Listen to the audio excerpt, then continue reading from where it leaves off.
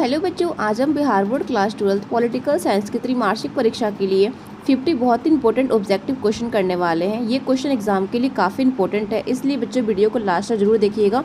तो चलिए हम लोग क्वेश्चन नंबर 1 से स्टार्ट करते हैं। और जिसको पीडीएफ चाहिए आप लोग मेरे टेलीग्राम से ज्वाइन हो जाना, मैं पीडीएफ आप लोगों को प्रोवाइड करा दूंगी। ठीक है। क्वेश्चन नंबर 1 क्या कहता है बच्चों कि भारत में योजना आयोग को भंग करके किस वर्ष नीति आयोग का गठन किया गया।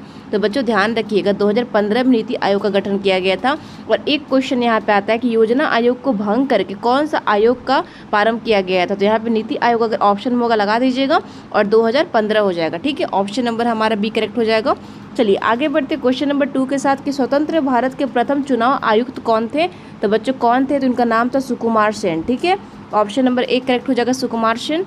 चलिए आगे बढ़ते क्वेश्चन नंबर 3 देखते हैं बच्चों क्या कहता है कि संविधान के किस अनुच्छेद के तहत भारत में राष्ट्रीय आपातकाल लगाया जाता है।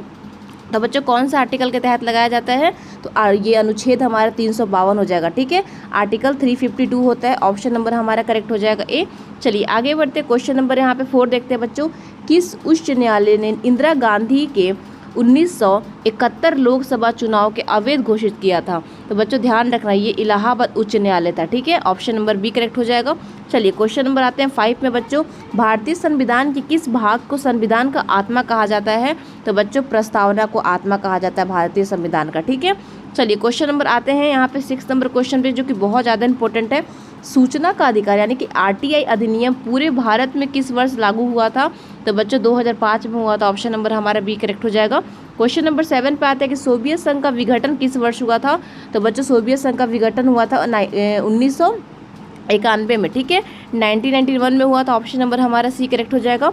चलिए 8 नंबर क्वेश्चन पे बढ़ते हैं बच्चों की मंडल आयोग को सिफारिश किस प्रधानमंत्री ने लागू किया था। मंडल आयोग की सिफारिश को बच्चों किस प्रधानमंत्री ने लागू किया था। तो ये बीपी सिंह ने किया था, ऑप्शन नंबर हमारा बी करेक्ट हो जाएगा। चलिए क्वेश्चन नंबर 9 पे आते हैं बच्चों की चिपको आंदोलन की शुरुआत भारत के किस राज्य से हुई थी। ये भी इंपॉर्टेंट क्वेश्चन है, तो उत्तराखंड से हुई थी, ऑप्शन नंबर हमारा ए करेक्ट हो जाएगा। क्वेश्चन नंबर 10 देखते हैं, यूरोपीय संघ की स्थापना किस संधि के तहत हुई थी। तो बच्चों मास्ट्रियट संधि हो जाएगा, ऑप्शन नंबर हमारा करेक्ट कर लीजिएगा ए। चलिए 11 नंबर क्वेश्चन में बढ़ते हैं कि संयुक्त राष्ट्र संघ यूनिक के प्रथम महासचिव कौन थे। तो इनका नाम था बच्चों ट्राइबल ली। ठीक है, चलिए क्वेश्चन नंबर आते हैं 12 पे जो कि बहुत इंपॉर्टेंट है, पंचशील समझौता पर भारत और किस देश ने हस्ताक्षर किए थे। तो बच्चों भारत के साथ चीन ने हस्ताक्षर किए थे पंचशील समझौता पे। चलिए क्वेश्चन नंबर 13 पे आते हैं, भारत की विदेश नीति का मुख्य आधार क्या है बच्चों। तो मुख्य आधार गुट निरपेक्षता है, ऑप्शन नंबर करेक्ट हो जाएगा ए। क्वेश्चन नंबर 14 देखते हैं बच्चों 14, संविधान में 42वें संशोधन किस वर्ष किया गया था। तो बच्चों 42वें संशोधन पारित कब किया गया था। ध्यान रखना ये 1976 में किया गया था, 1976 में किया गया था, ऑप्शन नंबर हमारा करेक्ट हो जाएगा बी। चलिए 15 नंबर क्वेश्चन देखते हैं 15 नंबर, जय जवान जय किसान किस विज्ञान का नारा किसने दिया था। तो बच्चों जय जवान जय किसान जय विज्ञान का नारा किसने दिया था। वैसे आता जय जवान जय किसान का नारा किसने दिया था, क्वेश्चन बस इतना पूछता है। तो ये हमारे कौन थे बच्चों, ये हमारे कौन थे, 15 नंबर का आंसर हो जाएगा ये हमारा लाल बहादुर शास्त्री जी। ठीक है, नहीं सॉरी ये क्या क्वेश्चन पूछता है कि जय जवान जय किसान जय विज्ञान। ठीक है, विज्ञान पूछ दिया तो अटल बिहारी वाजपेयी हो जाएंगे, ऑप्शन नंबर हमारा बी करेक्ट हो जाएगा। चलिए 16 नंबर पे आते हैं, राज्य पुनर्गठन आयोग की स्थापना किस वर्ष हुई थी। तो बच्चों यहाँ पे 1953 में हुई थी, ऑप्शन नंबर बी हो जाएगा। 17 नंबर क्वेश्चन पे आते हैं कि भारत में पहली बार गैर कांग्रेसी सरकार केंद्र में कब बनी थी, सेंटर में कब बनी थी बच्चों। तो ध्यान रखना ये हमारा 1977 हो जाएगा, ऑप्शन नंबर करेक्ट कर लेना ए। चलिए 18 नंबर क्वेश्चन पे आते हैं कि दक्ष यानी कि सार्क का मुख्यालय कहाँ है। तो बच्चों सार्क का मुख्यालय काठमांडू में, ऑप्शन नंबर सी हो जाएगा। क्वेश्चन नंबर 19 देखते हैं जो कि बहुत इंपॉर्टेंट है, गठबंधन सरकार के प्रथम प्रधानमंत्री कौन थे। तो बच्चों गठबंधन का पूछ रहे तो मोरारजी देसाई जी हो जाएंगे, ऑप्शन नंबर ए करेक्ट कर लीजिएगा। 20 नंबर पर बढ़ते हैं, परमाणु अप्रसार संधि यानी कि एनपीटी पर भारत ने हस्ताक्षर क्यों नहीं किए थे। तो बच्चों क्यों नहीं किए थे, तो ये एक भेदभावपूर्ण थे। ठीक है, इसीलिए नहीं किए थे, ऑप्शन नंबर ए हो जाएगा। 21 नंबर क्वेश्चन पे देखते हैं क्या कहते हैं कि संसद के संयुक्त अधिवेशन की अध्यक्षता कौन करता है। तो बच्चों कौन करता है, ये लोकसभा अध्यक्ष करते हैं। ठीक है, क्वेश्चन नंबर आते हैं 22 नंबर क्वेश्चन पे, जो बहुत इंपॉर्टेंट है ये क्वेश्चन कि संविधान का कौन सा अनुच्छेद राज्य में राष्ट्रपति शासन से संबंधित है। तो कौन सा आर्टिकल है जो कि राष्ट्रपति शासन से संबंधित है। तो बच्चों ध्यान रखना ये हमारा आर्टिकल 356 हो जाएंगे, आर्टिकल 356 है जो कि राष्ट्रपति शासन से संबंधित है, ऑप्शन नंबर हमारा सी हो जाएगा।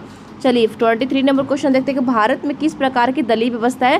तो यहाँ पे बहुदलीय व्यवस्था इंडिया में, ऑप्शन नंबर हमारा सी हो जाएगा। क्वेश्चन नंबर 24 पे बढ़ते हैं कि विश्व मानव अधिकार दिवस प्रतिवर्ष कब मनाया जाता है। तो विश्व मानव अधिकार दिवस बच्चों हम लोग प्रतिवर्ष कब मनाते हैं, तो ध्यान रखना 10 दिसंबर को मनाते हैं। ऑप्शन नंबर हमारा सी हो जाएगा। 25 नंबर पे आता है क्यूबा मिसाइल संकट किस वर्ष हुआ था। तो क्यूबा मिसाइल संकट जो था वो 1962 में हुआ था, 1962 में। ऑप्शन नंबर सी हो जाएगा। 26 पे आते हैं सुरक्षा परिषद में कुल कितने स्थायी सदस्य होते हैं। स्थायी पूछ रहे हैं तो स्थायी सदस्य कितने होते हैं, ध्यान रखना 5 होते हैं। ठीक है, चलिए क्वेश्चन नंबर आते हैं 27 पे, जो कि बहुत इंपॉर्टेंट ये क्वेश्चन है। ताशकंद समझौता किस वर्ष हुआ था। ताशकंद समझौता कब हुआ था, तो यहाँ पे वो 1966 में हुआ था, 1967 में। ऑप्शन नंबर करेक्ट हो जाएगा हमारा बी।